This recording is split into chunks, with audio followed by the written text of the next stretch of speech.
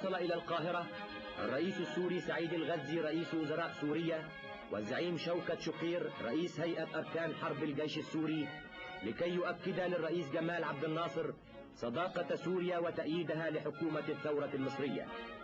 واجتمع الرئيسان ورئيس الأركان في دار مجلس الوزراء، وشهد الاجتماع الصاد صلاح سالم والدكتور محمود فوزي والدكتور نجيب الأرمنازي سفير سوريا في مصر، والقائم مقام جمال حماد الملحق العسكري لدى البلاد العربية.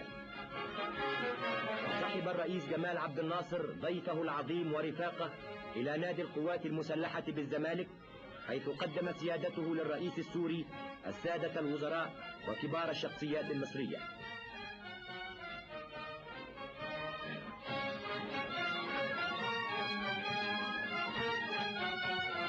وانتقل الجميع بعد ذلك إلى الطابق العلوي، حيث تناولوا طعام الغداء في جو مشبع بالإخاء والمودة.